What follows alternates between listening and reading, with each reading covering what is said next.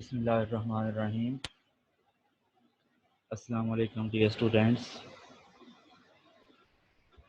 आज हम next topic के साथ हाज़िर हैं।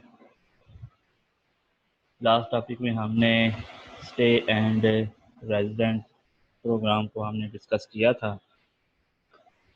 उम्मीद है कि आप उस लेक्चर को देख चुके होंगे और अगर किसी क्वेश्चन की समझ ना आई तो मुझे आपके क्वेश्चन का ज़रूर इंतज़ार रहेगा।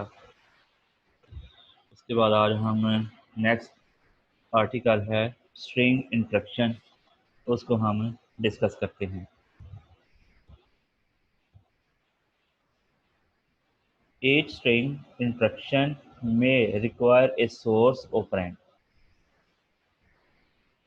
असेंबली लैंग्वेज में हमारे पास जितनी भी इंस्ट्रक्शन होती हैं यूज़र की तरफ से होती हैं और उनका एक डेस्टिनेशन और एक सोर्स ऑपरेंड होता है। जैसा कि ये दोनों चीज़ें हम प्रीवियस लेक्चर में भी हम पढ़ चुके हैं कि कोई भी जो इंस्ट्रक्शन होती है उसकी एक डेस्टिनेशन पोजीशन होती है, एक उसकी सोर्स पोजीशन होती है। डेस्टिनेशन वो पोजीशन होती है जहाँ पर उस इंस्ट्रक्शन का डाटा जो है हमने वहाँ पे जाके सेव करना है। सोर्स इंस्ट्रक्शन वो होती है जिस रजिस्टर की मदद से हम वो डाटा जो है वो डेस्टिनेशन में जाके सेव करेंगे। A destination operand are both। बाद दफ़ा डेस्टिनेशन ऑपरेंड जो है और बाद दफ़ा सोर्स इंस्ट्रक्शन जो है, ये दोनों इनकी हमें ज़रूरत होती है।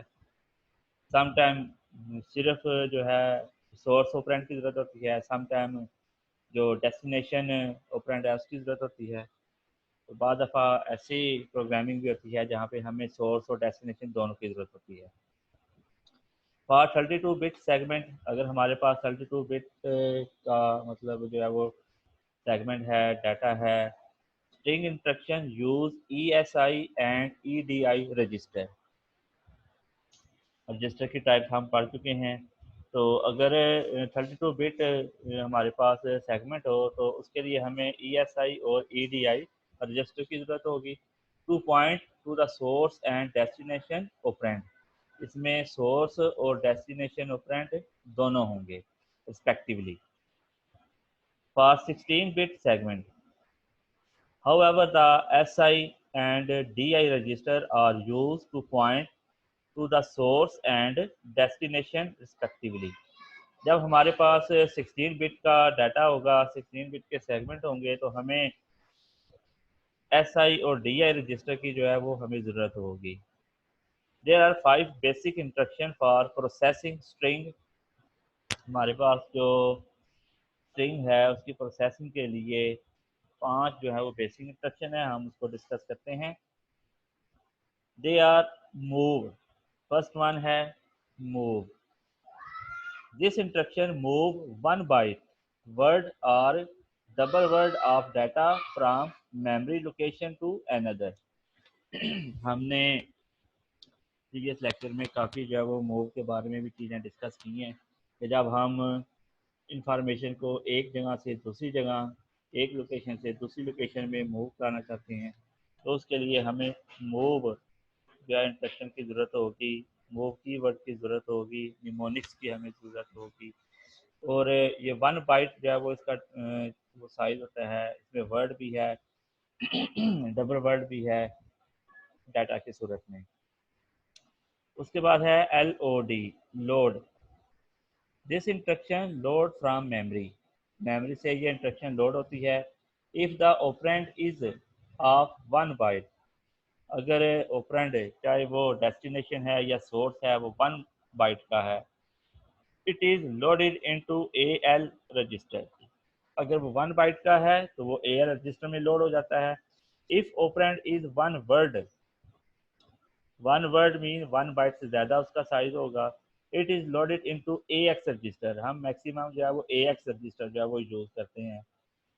And if a double word it is loaded into EAX, extended AX register.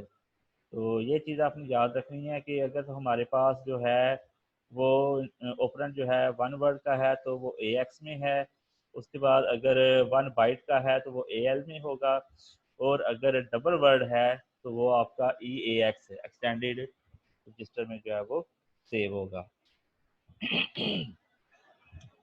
उसके बाद है STO स्टोर।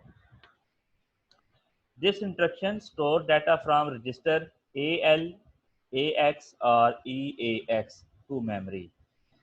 मतलब हमारे पास जो इंस्ट्रक्शन यूज़र की तरफ से आएगी उसको हम रजिस्टर जो है मेमोरी में भेजने के लिए हमारे पास AL रजिस्टर, AX रजिस्टर और EAX रजिस्टर जो है वो यूज़ होंगे। उसके बाद है CMP compare. This instruction compare to data item in memory. हमारे पास जो दो चीज़ें होंगी, दो इंफॉर्मेशन होंगी, जैसा कि अगर हमारे पास ऑपरेंड आ जाते हैं A एंड B, और अगर हमने वहाँ पे डाटे को जो है कंपेयर करना है, लेट्स सपोज हमने एडिशन के जो है वो प्रोग्राम किए थे और उसमें हमने वैल्यू दी थी, लेट्स सपोज A की वैल्यू है 2, B की वैल्यू है 5, और हमने लिखा क्वेश्चन किया था कि इसको हमने ऐड करना है। तो सबसे पहले तो उनको रजिस्टर में मेमोरी में जाके इसको लोड करेंगे, लोड करने के बाद वो आपस में कंपेयर होंगे। कंपेयर होने के बाद वो आपस में जो है वो ऐड होंगे। तो इस तरह वो डाटा जो है कंपेयर होने के बाद नेक्स्ट प्रोसीजर के लिए रिजल्ट शो कराने के लिए एग्जीक्यूट होगा। डाटा कोड भी ऑफ ए बाइट साइज। अब इसमें डाटा बाइट साइज का भी हो सकता है, वर्ड का भी हो सकता है, डबल वर्ड का भी हो सकता है। ये डिपेंड करता है हमारी प्रोग्रामिंग पे। SCA this instruction compare the content of A register. हमारे पास रजिस्टर के जो भी कंटेंट होंगे उनको ये कंपेयर करेगा। यहाँ पे हमने पढ़ा है कि हमारे पास मेमोरी में जो डाटा होगा उनको जो है वो मतलब डाटा में जो वैल्यूज़ हैं या जो भी इंफॉर्मेशन स्टोर होती हैं उनको कंपेयर करेगा। और यहाँ पे जो रजिस्टर में तमाम इंफॉर्मेशन जो होगी, तमाम जो कंटेंट होगा उसको जो है वो कंपेयर करेगा। उसमें AL रजिस्टर है, AX है और EAX with the content of an item in a memory. Each of above instruction has a byte, word, double word, variant. हमारे पास ये जितने भी हमने ये इंस्ट्रक्शन पढ़ी हैं इसमें जो साइज है वो बाइट का है, वर्ड का है, डबल वर्ड का है। And string instruction can be repeated by using A repetition prefix. हमारे पास स्ट्रिंग इंस्ट्रक्शन में ये भी ऑप्शन मौजूद है कि हम उन इंस्ट्रक्शन को जो है वो रिपीट भी कर सकते हैं। These instructions use the ES ratio DI and DS ratio SI pair of register. ये जो इंस्ट्रक्शन हमने पढ़ी हैं जिसमें रजिस्टर जो यूज हुए हैं उनमें ये वाली जो है वो रेशो है, इन रेशो के हिसाब से हम जो है वो रजिस्टर जो है वो यूज करते हैं। Where DI and SI register contain valid offset address that refer to byte store in memory। अब इसमें जो DI और SI जो रजिस्टर है ये ऑफसेट रजिस्टर को जो है वो वैलिड होंगे। अब वो जो रजिस्टर होंगे मेमोरी में जो डाटा स्टोर होगा उनको रेफर करेंगे। SI is normally associated with GS data segment and DI is always associated with ES extra segment। तो इस तरह ये इनकी आपस में जो है वो एसोसिएट जो है वो हो जाएंगे, इनमें एक दूसरे के साथ जो है वो रिलेशन जो है वो बिल्डअप हो जाएगा। तो इस बेस पे हमने उनको जो है वो ये रेशियो दे दी है, ES ratio DI and DS ratio SI।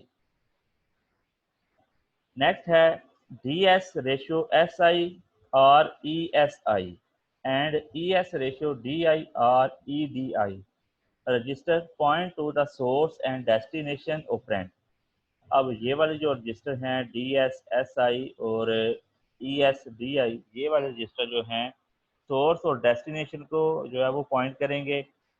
The source operand is assume to be at DS, SI और ESI एंड डेस्टिनेशन ऑपरेंड उसने बता दिया है कि हमारे पास जो सोर्स के लिए जो रजिस्टर हैं उनमें जो रेशो है वो DS, SI है, और डेस्टिनेशन के लिए EDI या ESDI। ये वाली जो चीज़ें हैं, जो शॉर्ट चीज़ें हैं, ये आपके शॉर्ट क्वेश्चन में भी आ सकती हैं। MCQs की सूरत में भी आ सकती हैं, ट्रू फॉल्स की सूरत में भी आ सकती हैं।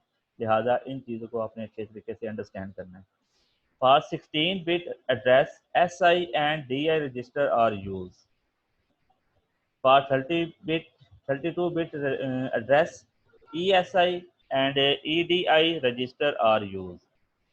Following table provide various version of the string instruction and assume space of the operand. Basic instruction: operand at byte operation, word operation, double word operation. सबसे पहले बेसिक इंस्ट्रक्शन है हमारे पास मूव की। मूव में ऑपरेंड क्या है, जो हमने ऊपर पढ़ा है उसको हमने टेबल की सूरत में जो है वो डिस्कस करेंगे। ES, DI, DS और SI ये हमारे ऑपरेंड होंगे और इनकी बाइट ऑपरेशन क्या होगा कि इनको हमने मूव करना है। वर्ड में ऑपरेशन क्या होगा, मूव W और B से मुराद होगा बाइट ऑपरेशन। वर्ड ऑपरेशन ये इसमें मतलब हमने वर्ड की सूरत में हम डाटा यहाँ पे लिखेंगे, डाटा यहाँ पे डाटा जो आएगा हमारे पास बाइट की सूरत में होगा। डबल वर्ड की सूरत में क्या होगा, मूव डी। तो ये उसकी जो है वो शॉर्ट उन्होंने कीज बता दी हैं एक दूसरे की पहचान के लिए। अगर हमारे पास लोड की इंस्ट्रक्शन है उसमें AX, DS और SI इन दोनों का आपस में एक दूसरे के साथ रिलेशन होगा। इसी तरह इन दोनों का आपस में एक दूसरे के साथ रिलेशन है। लोड होगा D for byte operation, load होगा W for word operation, load होगा लोड होगा D for double word operation. उसके बाद है STO, इसमें जो रिलेशन है वो ES और DI। उसके बाद ये ऑपरेंड होंगे, इसमें एक डेस्टिनेशन होगा और दूसरा जो है सोर्स होगा। बाइट ऑपरेशन होगा STO, B आ जाएगा, B byte operation, STO W ये होगा। अगर हमारे पास डाटा जो है वर्ड की फॉर्म में है तो वो वर्ड ऑपरेशन हो जाएगा। अगर हमारे पास डबल वर्ड है तो ये STO D आ जाएगा। उसके बाद है CMP कंपेयर, इसके लिए DS और SI का आपस में रिलेशन होगा। उसके बाद ES और DI, इसमें एक सोर्स होगा और दूसरा जो है वो डेस्टिनेशन होगा। कंपेयर बाइट के लिए CMP B byte operation, CMP W word operation और कंपेयर CMP D ये होगा डबल वर्ड ऑपरेशन के लिए। उसके बाद है SCA, ये एक इंस्ट्रक्शन है। ES और DI ये होगा सोर्स, AX होगा हमारे पास डेस्टिनेशन, B होगा बाइट ऑपरेशन के लिए, W होगा वर्ड ऑपरेशन के लिए और D होगा हमारे पास डबल वर्ड ऑपरेशन के लिए। तो ये शार्ट सा जो है वो कॉलम है, शार्ट सी इंस्ट्रक्शन है और उनका जो है रजिस्टर का उन्होंने बता दिया है। उसमें उन्होंने ये बता दिया कि सोर्स और डेस्टिनेशन जो है वो रजिस्टर कौन कौन से होंगे।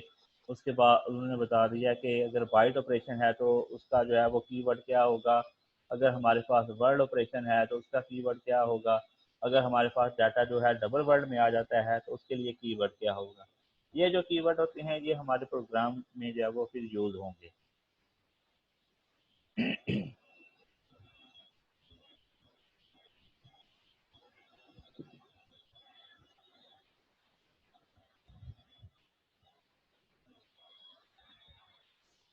उसके बाद है repetition prefix. Repetition prefix when set before a string instruction. अब रेपिटेशन हमने ये भी पढ़ा है कि जो स्ट्रिंग इंस्ट्रक्शन होती है उसको हम रिपीट भी कर सकते हैं। तो ये उस वक्त होगा when set before a string instruction, जब हमारे पास एक स्ट्रिंग इंस्ट्रक्शन आती है तो उससे पहले हम उसको सेट करते हैं। फॉर एग्जांपल REP मतलब रिपीट करें, मूव बी बिट ऑपरेशन है हमारे पास। अब ये इस बात का आपने ख्याल रखना है, अगर मूव के साथ बी आ जाए इट्स मीन यहाँ पे बिट ऑपरेशन होगा।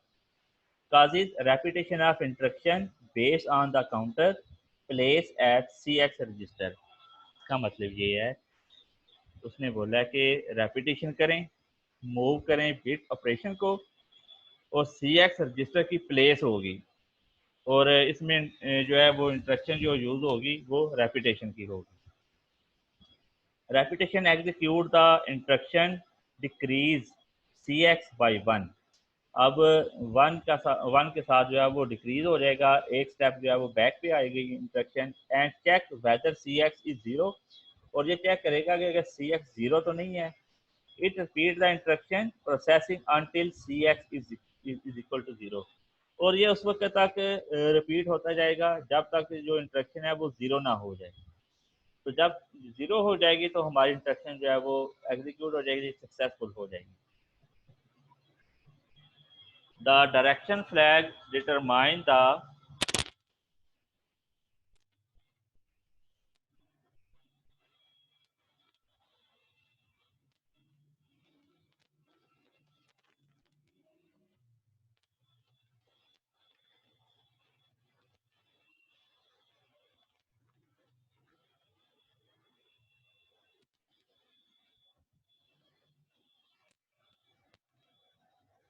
direction flag DS determine the direction of operand operation।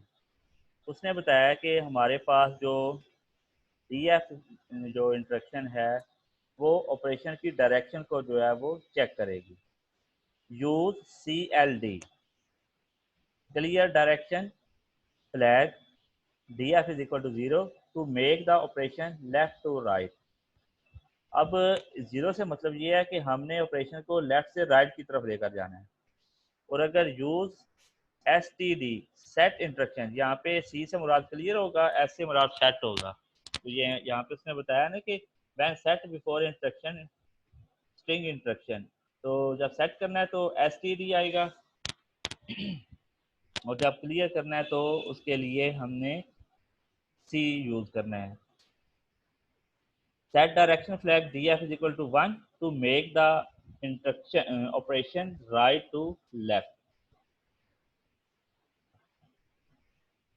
rep repetition prefix also has following variation। rep, it is unconditional repeat, it repeat the operation until cx is equal to 0। जैसा कि हमने ऊपर पढ़ा है कि जब तक cx जो है वो 0 नहीं हो जाता, हमारी रेपिटेशन की जो कंडीशन है, रेपिटेशन की जो इंस्ट्रक्शन है, ये एग्जीक्यूट होती रहेगी। जब ये 0 हो जाएगी इट्स मीन कि हमारा जो है वो रिजल्ट क्लियर हो चुका है। REPE or REPZ, it is conditional repeat, it repeats the operation while the zero flag indicate equal 0। E mean equal, Z mean 0। तो अगर इक्वल या 0 हो जाता है तो उस वक्त तक ये ऑपरेशन जो है वो रिपीट होता जाएगा। इट स्टॉप हो जाएगा when ZF indicate not equal 0 और when CX is equal to 0। मतलब जब ZF जो है या तो वो 0 ना हो और इक्वल ना हो, और या दूसरी कंडीशन ये है कि इसमें जो हमारा CX जो रजिस्टर है वो 0 हो जाए, उस वक्त तक ये कंडीशन जो है वो रिपीट होती जाती है। उसके बाद है REPNE और REPNZ। It is also conditional repeat, it repeats the operation while zero flag indicate not equal 0। NE not equal और NZ not 0।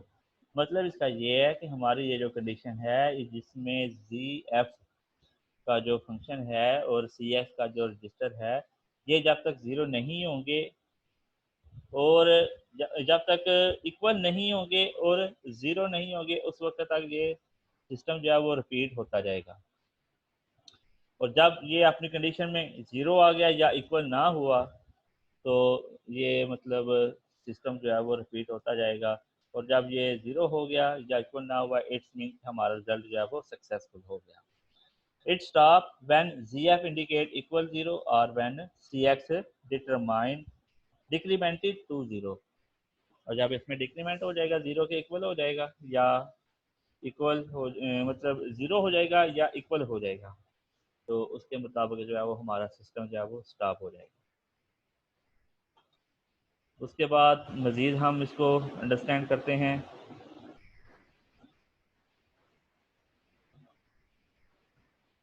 String instruction 8086। अब इसमें REP हमने पढ़ लिया है, ठीक है। इक्वल है, ज़ीरो है, नॉट इक्वल है और नॉट ज़ीरो। मूव भी होगी, कंपेयर भी, SC वाली भी, लोड भी। एक है STO, इसको हम देख लेते हैं।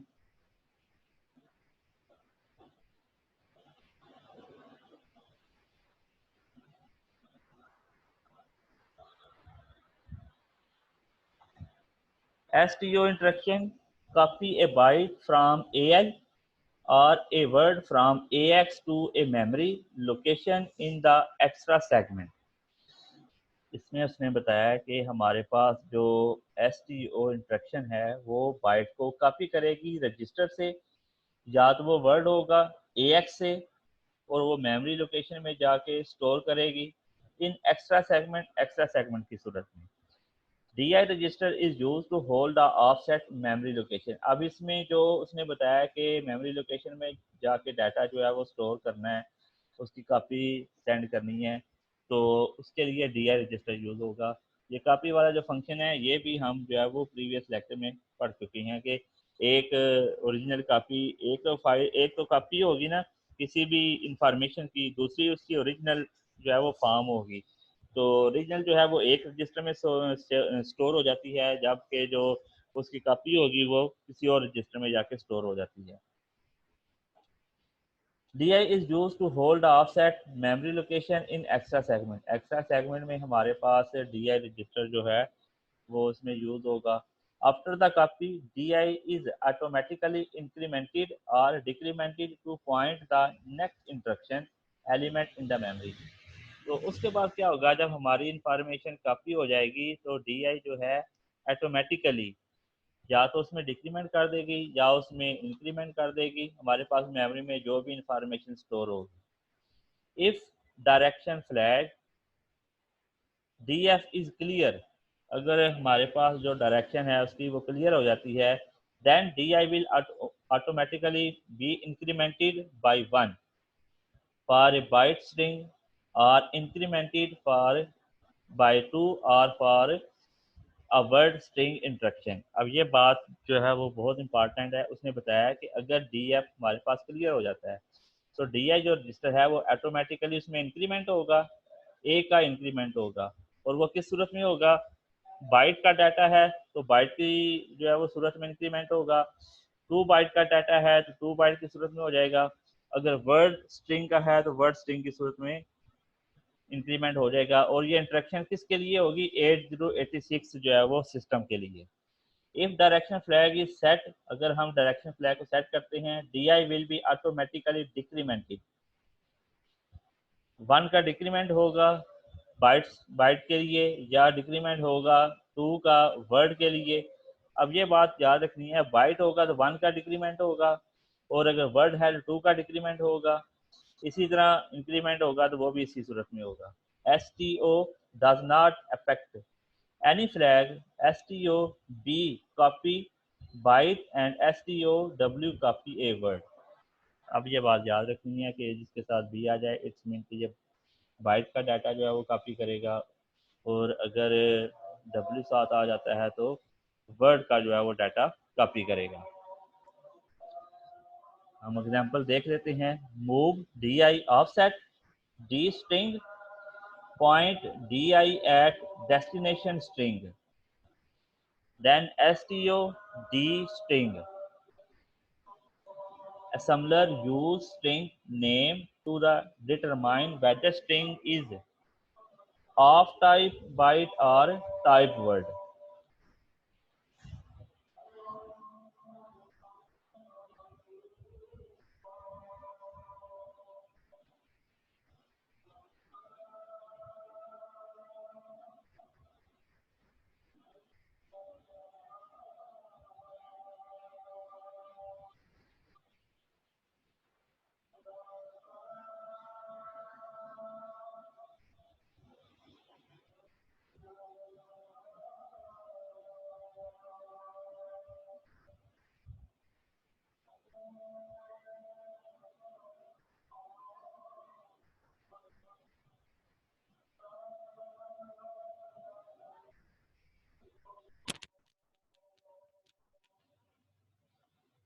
हाँ जी, उसने बताया कि सबसे पहले point D I at destination string, के सबसे पहले डी आई को जो है वो डेस्टिनेशन स्ट्रिंग में पॉइंट करना है। Assembler use string name to the determine whether string is of type byte type word। अब यहाँ पे जो assembler होगा हमारा, वो ये चेक करेगा कि स्ट्रिंग में हमारे पास जो इंस्ट्रक्शन है वो किस टाइप की है, बाइट की है, वर्ड की है या डबल की है। If byte string then string byte replace with content of L. अगर तो वो बाइट की है तो उसका जो कंटेंट है वो एल के साथ रिप्लेस होगा। If word string then string word replace with the content of A X. मतलब जिस जिस टाइप का जो है वो रजिस्टर होगा ना, उसी टाइप जिस जिस टाइप का हमारे पास डाटा होगा उसके अगेंस्ट उसी टाइप का जो है वो रजिस्टर हमारे पास आएगा। Move D I offset D string S T O B point D I at destination string B added to. अब इसमें इंक्रीमेंट होगा S T O mnemonics keyword का। Directly tell assembler to replace byte in string from the L.